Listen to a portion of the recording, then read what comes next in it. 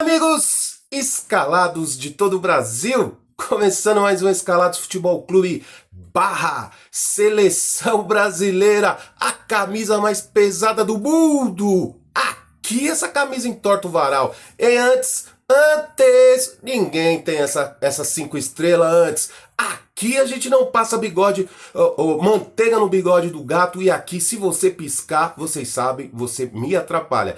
Tudo bem, galera? Tudo certinho? Estão com saudades? Eu já estava com saudades, então já vim aqui gravar um vídeo da Seleção Brasileira para vocês. E vamos começar falando do Mundial Sub-17. Galera, o Brasil está disputando o Mundial Sub-17 no Catar. E hoje, nas oitavas de final, enfrentou o forte time da França, hein? Bom time da França, jogadores altos, muito fortes fisicamente. A garotada do Brasil aí com 16, 17 anos suportaram muito bem a partida, dominaram praticamente a partida toda. A França jogou pelaquela maldita bola que o Kleber Moraes ama, aquele jogo por uma bola, conseguiu a bendita uma bola, saiu na frente do Brasil, mas o Brasil continuou equilibrado, continuou buscando as melhores oportunidades, falhando um pouco no terço final do campo, o terço final que a gente fala, galera, ali perto da área, aquele toque final para poder deixar o nosso centroavante em condições de fazer o gol, os nossos meias se infiltrando com um pouco mais de qualidade, mais decisão ali para poder incomodar um pouco mais a França, mas foi dona das ações, isso que importa. Então o Brasil foi sempre dono das ações, sempre quis a bola, procurou mais o resultado, e aí no final foi contemplado com um belo gol, empatando a partida e levando para o famoso pênalti. Mas antes, galera, um grande destaque para esse goleiro sensacional, João Pedro dos Santos. O rapaz tem 17 anos, recém-completos. O Santos até tentou inscrever o jogador esse ano, no começo do Campeonato Paulista, para disputar o Campeonato Paulista, para ele já ganhar a rodagem. Mas não foi permitido porque a Federação Paulista tem uma regra, essas regras que só os velhos caquéticos entendem, e o Santos Futebol Clube não pôde inscrever o atleta já neste Campeonato Paulista. Então o garoto continuou no Sub-16, Sub-17 agora, e algumas participações já no time principal. É um goleiro sensacional. Foram batidos quase 9 pênaltis, 9 pênaltis durante a competição, mais de 9 a 10 pênaltis, não me foge da memória agora, durante a competição. Ele acertou o canto em 8 definições, sendo que ele pegou 6 pênaltis. É inacreditável. Durante a partida hoje, no primeiro tempo, o próprio gol da França foi um pênalti gerado para a França, onde o jogador francês bateu o pênalti, ele pegou o pênalti, e aí no rebote, um jogador que veio de fora, uma falha da nossa defesa, acabou permitindo que o francês fizesse o gol. Mesmo assim, o Brasil batalhou, como eu falei para vocês, conseguiu o empate, levando a decisão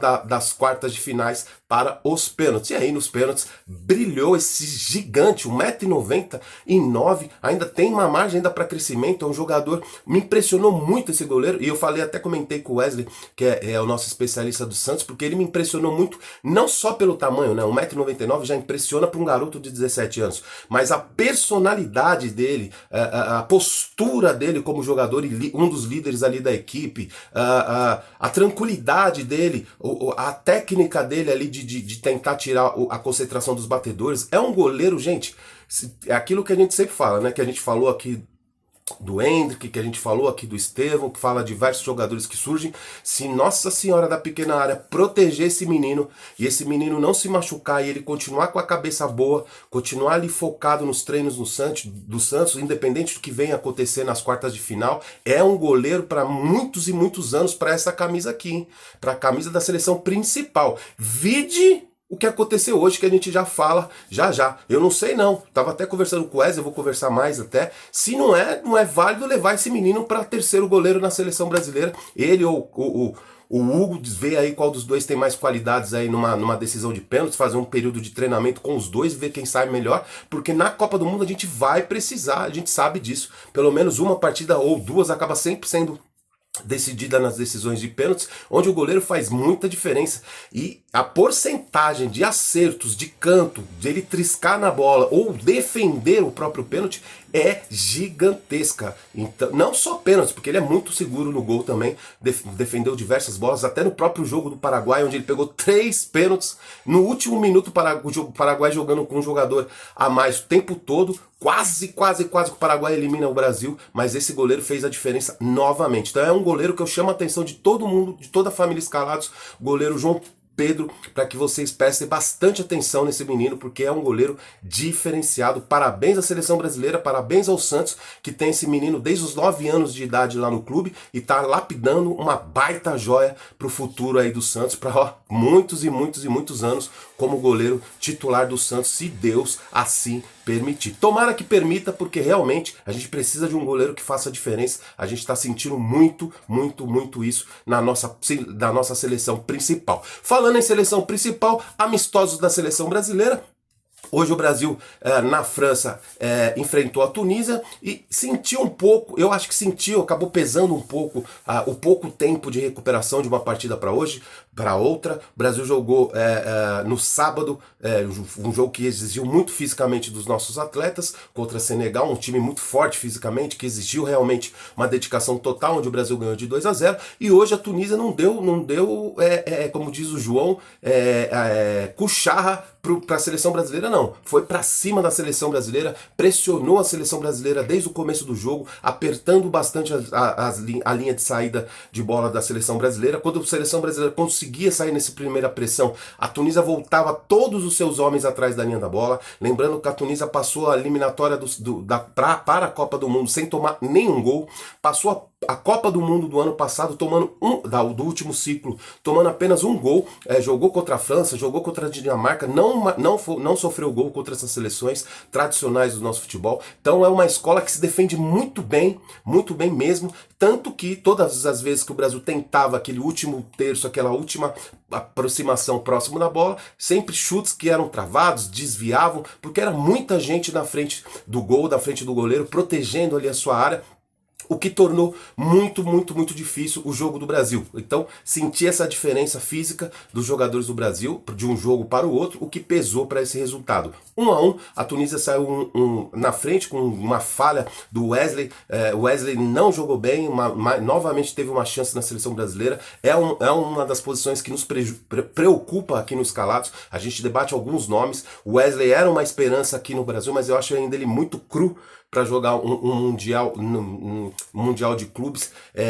Eu acho ele é muito bom ofensivamente, mas defensivamente ele deixa muito a desejar, tanto que o gol sai num domínio de bola errada dele, e aí consequentemente ele não consegue matar a jogadas prossegue, e o Brasil acaba tomando o gol da Tunísia. Mesmo assim o Brasil não se abalou, continuou jogando, continuou pressionando. O Estevão, para mim, novamente o destaque da partida. Não que ele tenha jogado muito bem, como normalmente a gente espera, mas era o único que tentava, era o único que conseguia algumas coisas, assumiu a responsabilidade, principalmente no primeiro tempo, de quase todas as bolas paradas. E aí, quando numa dessas bolas paradas que ele mesmo bate o escanteio, a bola acaba batendo na mão do tunisiano e o juiz acha um pênalti. Se fosse para marcar pênalti nesse lance, eu acho que eu marcaria até o puxão em cima do Militão, se eu não estiver muito enganado, que teve na área, num lance muito estranho. Se é aqui no Brasil, nossa, a gente ia falar muito mal do VAR, mas o VAR chamou e foi marcado o pênalti pro Brasil. O Estevão assume a responsabilidade, bate maravilhosamente bem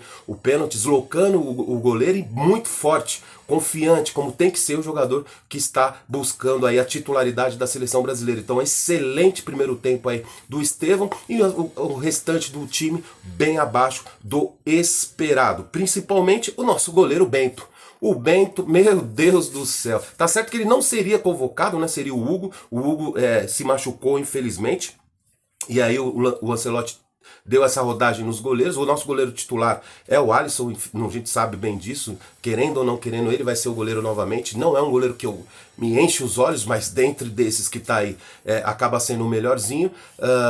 E aí o Carlitos deu a oportunidade aí pro Bento jogar essa partida, mas muito mal, muito inseguro, muito nervoso, errou bola simples de goleiro de nível clube, já é bola simples de fazer defesas de cruzamento, ele errou muito uma saída de bola que ele chutou nas costas do zagueiro do Brasil, quase saiu um gol também da Tunísia nesse lance. Eu achei ele muito nervoso, muito inseguro, e um goleiro na seleção brasileira, pelo amor de Deus, né? A única coisa que não pode é ser inseguro, não é ali lugar de ele ser testado para ser se ele é um goleiro seguro, não, para ver se ele é um goleiro decisivo, e o Bento realmente, infelizmente, não mostra isso. Então acho que hoje deixou bem claro aí pro Carlitos que ele não é um nome a ser considerado para terceiro goleiro da seleção brasileira.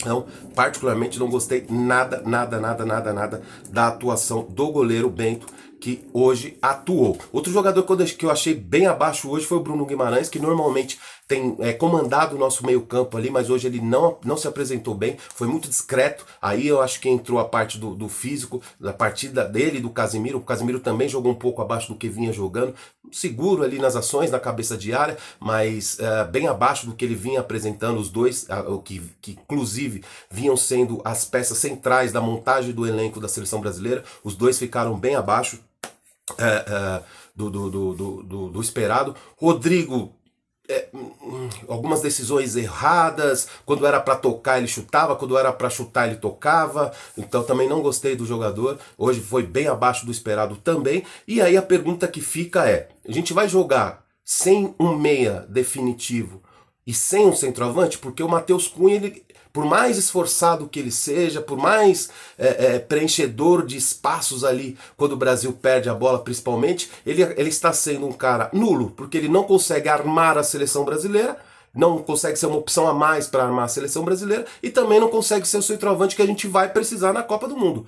E isso me preocupa também. O Brasil precisa de um centroavante, precisa definir um centroavante que vá jogar ali de 9, que vai empurrar a bola para dentro do gol em uma ou outra partida, que o Brasil vai ter uma, duas chances no máximo. E aí nessa partida de Copa do Mundo, onde tem uma ou duas chances, a gente precisa de ter um centroavante que, para mim, ainda continua sendo o Pedro, rezar para Nossa Senhora da Pequena Área, para o Pedro parar de se machucar, para que ele tenha pelo menos uma chance na seleção brasileira, e ele demonstre isso pro Carlitos, que ele tem que ser o centroavante da seleção brasileira. Porque do contrário, nesse esquema, tá certo, o esquema não favorece um centroavante, mas mesmo assim, teoricamente, esse Matheus Cunha teria que ser o centroavante, e ele não consegue ser nem o centroavante e nem o meia. Ele fica ali preenchendo muito bem os espaços, principalmente quando o Brasil perde, ele pressiona muito rápido, ele corre, é esforçado, mas num jogo, a gente sabe que numa Copa do Mundo, como aconteceu contra a Turquia, quando o Brasil foi campeão, uma bola que sobrou pro Ronaldo, que ele levou na ponta, fez o gol de biquinho. Então, Copa do Mundo, a gente sabe, às vezes vai ter uma chance só para fazer o gol, e a gente precisa de um centroavante definido até lá. E o último dizer a falar é o Vini Júnior, né, gente? Pelo amor de Deus. Pelo menos nas últimas 3 data FIFAs ele foi muito abaixo. Nesta até que no sábado ele jogou razoável, vou ser tão crítico a ele no sábado. Agora hoje foi péssimo.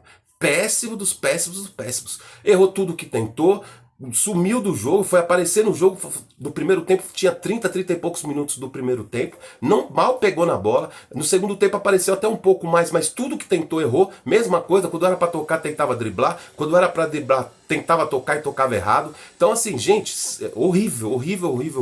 E aí a minha pergunta até pergunto para vocês, quem quiser manda aí, o Vinícius Júnior não pode sair do time? O Carlitos não pode tirar o Vini do time? Quase todos os jogos ele vem jogando mal e ele não sai do time. Então é perguntar isso pro Carlos, por que ele não tira o Vinícius Júnior do time? Ele não está numa fase boa, não está numa fase boa no Real Madrid e também não está representando na seleção brasileira. Então temos que tomar um pouco de cuidado, torcer para esse jogador voltar a ser fundamental como ele foi o ano passado no Real Madrid, e ser um jogador importante pelo menos na seleção brasileira. Beleza, galera? O Fabrício Bruno é aquilo que a gente já espera, o Kleber Moraes fala bastante dele aqui no programa, entrou, tudo que tentou errou e cortou uma bola, 2 no máximo, mas bem abaixo para ser um jogador que vai ser reserva de uma Copa do Mundo na seleção brasileira. Torcer pro Alexandro lá, o zagueiro, se recupere da contusão, para que ele possa ser essa quinta opção da zaga da seleção brasileira, porque se depender de Fabrício Bruno, o Brasil fica a dever. Então, gente, alguns pontos a melhorarem, algumas confirmações nessa data FIFA, e o próxima data o Brasil vai jogar contra a França e contra a Croácia. 2 jogos bem bacanas nos Estados Unidos, que vocês vão acompanhar tudinho aqui no Escalados. Beleza, galera? A missão foi dada, a missão foi cumprida por mim, Alessandro Ribeiro. Eu fui!